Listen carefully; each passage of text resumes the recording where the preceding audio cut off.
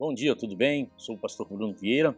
Estou aqui hoje na Igreja Internacional da Unção Divina, na cidade de Caeté. Hoje nós temos o prazer de estar recebendo aqui um palestrante, Gleison Versosa, formado na faculdade do FMG. Ele estará hoje explicando sobre o livro do Alcorão do islamismo. Ele trará para nós hoje algumas respostas que nós queremos ouvir sobre as religiões do islamismo. Então, hoje temos o prazer de estar aqui com ele e aprender um pouco mais sobre as religiões do islamismo. Bom dia, obrigado pastor Bruno, obrigado a todos os presentes. O objetivo dessa palestra, pessoal, é explicar um pouco, para quem não tem um contato com o Islã, para quem não sabe direito como funciona essa religião, mostrar para vocês um pouco e principalmente saber um pouco a diferença dessa religião para o cristianismo, que é a religião que a maioria de nós aqui professa. Bom, pessoal, então a primeira questão que devemos nos colocar é a seguinte: por que ouvir uma palestra relacionada ao Islã? Por que é necessário que você gaste uns minutos do seu tempo vendo esse vídeo, se você estiver vendo em casa ou aqui igual vocês estão? A questão é o seguinte: nós cristãos vivemos num mundo que é um mundo separado do mundo islâmico. Sim, vou tentar explicar um pouco para vocês que não é apenas uma questão de religião. Talvez vocês que estejam assistindo esse vídeo possam imaginar e quando a gente está falando de Islã, a gente está falando apenas de uma variação. É apenas uma religião. Não é. Você precisa estudar isso, principalmente você enquanto cristão, para entender que o Islã não é apenas uma religião. O Islã é um modo completo de vida. No Islã não existe separação entre poder político e poder religioso. Toda a vida de todas as pessoas que estão dentro do mundo islâmico, ela é completamente perpassada pela religião.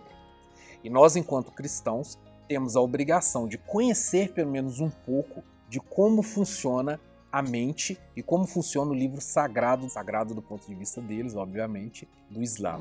Falando-se do Islã, então, pessoal, a gente tem que lembrar que o Islã, ele parte a partir de uma tradição de outras grandes religiões. Então o Islã, ele é uma consequência, ele é considerado pelos islâmicos uma evolução do judaísmo, cristianismo, e o Islã seria então a última etapa da religião revelada. É assim que os islâmicos entendem a religião deles. É considerada por isso uma religião abraâmica, ou seja, a raiz seria o pai Abrão, que seria a mesma raiz tanto dos judeus quanto, como em última instância, do cristianismo também.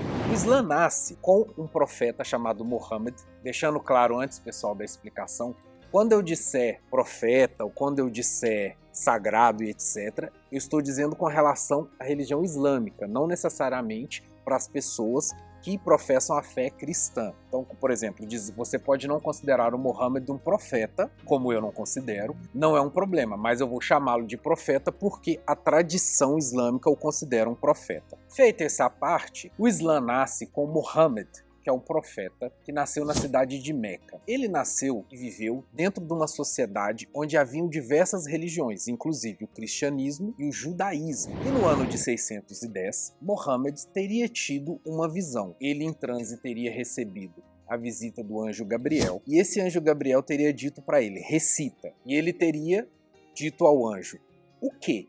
E o anjo repetiu, recita. Até que ele começou a recitar o que teria sido a primeira sura escrita no Corão, que seria o Coago. Então a gente já vai começar a entrar num aspecto muito diferenciado da religião islâmica no que se refere à religião cristã, que é o seguinte: quando você pega uma Bíblia, a Bíblia cristã e a Bíblia judaica, ela é composta de diversos autores. Você tem um monte de livros e depois faz uma coletânea que se transforma numa Bíblia. No Islã, existe um livro que é o Alcorão, que é o nosso objeto de estudo hoje, cujo autor é considerado Deus, e o profeta Muhammad seria apenas a pessoa, apenas entre aspas, a pessoa que receberia essa mensagem de Deus através do anjo Gabriel e repassaria essa mensagem. Interessante lembrar que essa mensagem seria repassada porque Muhammad era analfabeto, ele não sabia nem ler nem escrever. E segundo a tradição islâmica, o anjo ditava esses textos para o Muhammad, e o Muhammad ia, durante os seus tempos e as suas viagens, ditando, recitando esses textos que viriam do Alcorão, e os seus seguidores escreviam esses textos em diversas coisas, como por exemplo,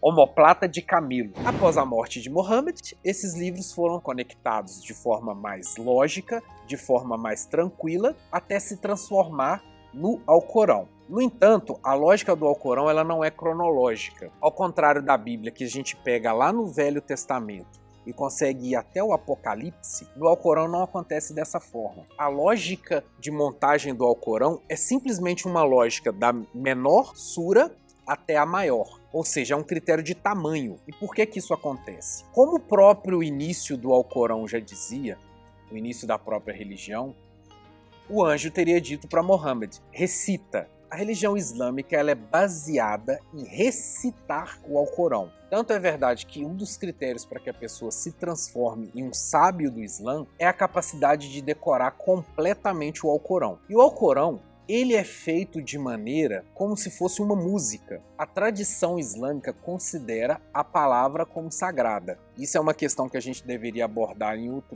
outra palestra, mas isso vai trazer implicações inclusive de guerras e implicações geopolíticas hoje. Uma das grandes brigas entre a Arábia Saudita e o Irã é o fato de que o Irã não lê o Alcorão em árabe, o que seria considerado um pecado. Por quê? Para que a pessoa consiga compreender exatamente a essência do Alcorão, é necessário que ele seja lido em árabe. Dessa forma, é como se fosse uma canção. Para quem estiver acompanhando no vídeo, eu vou colocar agora um trecho, e para quem estiver aqui, eu vou colocar também. Bismillahirrahmanirrahim. Inna fatahna laka fathan mubina liyaghfira laka Allahu ma taqaddama min dhanbika wa ma ta'akhkhar ويتم نعمته عليك ويهديك صراطا مستقيما. Então, quando vocês virem as pessoas lá fazendo aquelas orações que parece uma canção, é porque realmente é uma canção. A língua árabe é considerada sagrada, tanto porque foi a língua original na qual Mohammed escreveu, quanto porque a sonoridade desse tipo de recitação religiosa dá esse tom mais ou menos lamurioso para o Islã. Então, essa também é uma diferença muito grande entre nós que somos cristãos, né? Quer dizer, se você que estiver assistindo o vídeo também for cristão, nós temos uma base teológica no ponto de vista da lógica. Então, para que você acesse a religião cristã, você precisa de um pastor, você precisa de algum tipo de intermediário, de algum estudioso, para que dê uma explicação mais detalhada sobre a palavra. No caso do Islã, não é tão assim que funciona. No caso do Islã, a relação entre Deus e o homem vai se dar de uma maneira muito mais direta. Tanto é verdade que a própria essência da língua tem que ser considerada nesse momento. Já que estamos falando de cristianismo,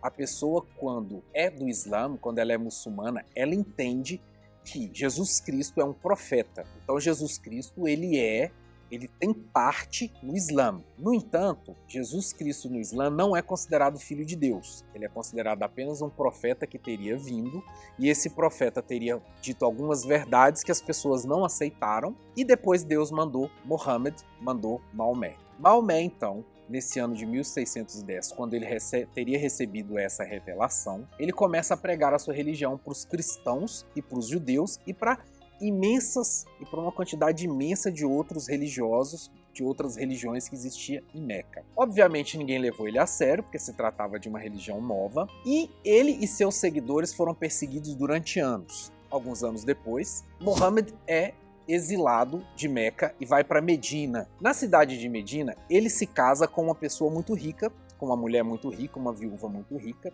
e a partir disso ele passa a ter os recursos necessários para difundir a fé dele. Nessa hora, ele vai unir o poder religioso com o poder militar, ele volta e reconquista Meca. Para quem estiver acompanhando, eu estou mostrando agora nas imagens Meca, que é o ponto sagrado, que é o lugar sagrado dos muçulmanos, e é uma das obrigações deles, visitar essa cidade pelo menos uma vez na vida.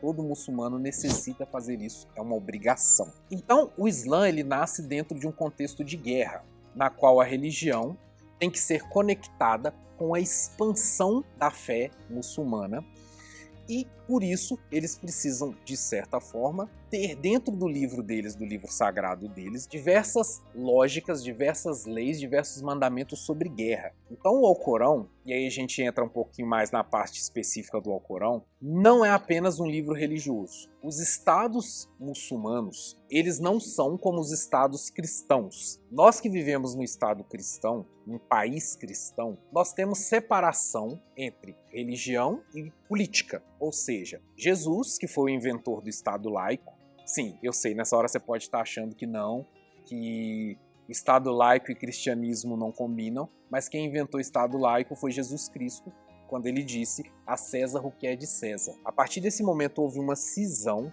que nunca tinha tido até então na história humana, de que você pode ter uma religião, um poder religioso e um poder político separados. Nós sabemos disso porque autores como, por exemplo, Flávio Josefo, ficaram escandalizados na época quando Jesus falou esse tipo de coisa. Não era comum. E o Islã também não é assim. Isso só existe no cristianismo. No Islã você só terá uma lei, que é a lei da Sharia. E essa lei será uma lei que virá do livro sagrado deles.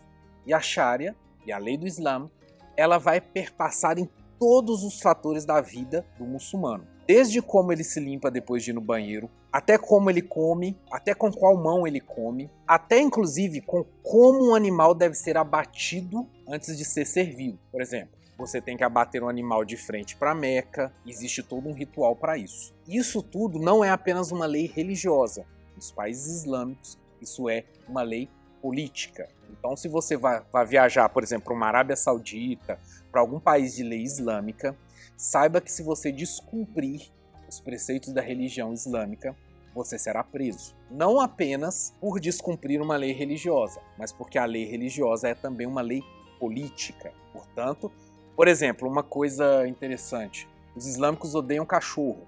Eles não gostam de cachorro. Porque dentro da religião islâmica, a pessoa necessita fazer um ritual de purificação no momento das orações, das 5 orações por dia que os islâmicos têm que fazer. E se a pessoa tiver contato com o cachorro, a pessoa se torna impura. Se você tiver um cachorrinho, não leve o cachorrinho para a Arábia Saudita ou para algum país islâmico, porque vai dar problema. Então notem que a percepção da religião islâmica é um pouco diferente, ou muito diferente, da concepção da religião cristã. Muitos dizem que as bases das religiões são as mesmas. Eu não concordo muito. Quando lemos os livros sagrados, quando temos contato com muçulmanos e com árabes, como eu já tive, principalmente muito na época de faculdade, a gente percebe que, quando se trata de Islã, nós estamos falando de outro mundo. É toda uma outra concepção, é toda uma outra forma de pensar que a nossa cultura judaico-cristã não tem. Já estamos nos caminhando para o final, pessoal. Só para falar um pouco, então, sobre essa questão do Alcorão, que é o tema central da nossa palestra. O Alcorão, ele é muito diferente daquilo que a gente tem na Bíblia. O Alcorão tem que ser lido de uma maneira mecânica, por causa da questão da linguagem, como eu disse. E o Alcorão ainda tem também uma questão de mudança teológica, porque quando Maomé estava em Meca, ele ainda tinha, vamos dizer assim, uma certa paciência com os cristãos. Ele ainda tentava, ele ainda achava que ele poderia converter os cristãos e converter os muçulmanos e converter os judeus ao islamismo. No entanto, quando ele é exilado para Medina, os textos continuam a ser recitados por ele, e o tom de voz, e o tom de acusação, e o tom de guerra com o qual ele começa a tratar essas religiões muda. Por isso que é possível você pegar 3 trechos do Corão que falam que os judeus e que os cristãos têm que ser tratados de maneira digna. De outra forma, você pode pegar outros trechos no qual o profeta fala que essas religiões devem ser tratadas como idólatras e que são pessoas que negam a fé verdadeira. Claro, isso acontece porque o Alcorão foi produzido durante décadas da vida de Muhammad. Então, ele foi mudando as suas concepções de acordo com o tempo e de acordo com o avanço da religião deles. Eu vejo que o Islã tem uma cultura diferente, né? Eles têm uma cultura totalmente diferente, é um estilo de vida diferente, linguagens diferentes, pensamentos diferentes, mas eles servem o mesmo Deus, mas de uma forma diferente. Então, aí que está o problema. Não podemos considerar bem dessa forma, porque inclusive o nome do Deus é diferente. O nosso Deus seria Jeová, seria Yahvé. O Deus deles é Allah. É um outro Deus. Aparentemente sim. A princípio a gente pode pensar que é o mesmo Deus.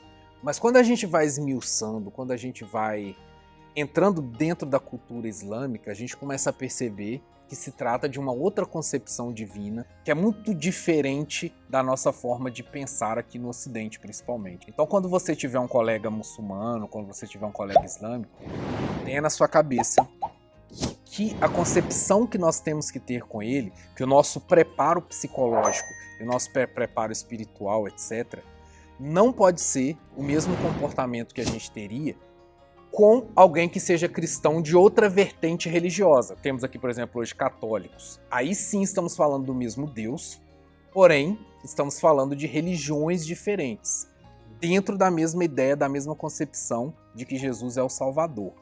No caso do Islã, é um outro tipo de concepção diferente. Claro, a gente não vai aprofundar porque aqui a gente está falando em uma palestra introdutória sobre como funciona um pouco o Islã e como funciona um pouco o livro sagrado deles. Bom, agora vamos abrir para as perguntas e aí vamos ter um corte e acho que nós não vamos colocar as perguntas no vídeo, pessoal. Então agradecemos quem ficou com a gente até aqui no vídeo. Deixe para a gente, por favor, um like. Vamos deixar também nas descrições o canal aqui da igreja. Se inscreva, porque sempre tem conteúdo interessante lá. Até a próxima. Obrigado.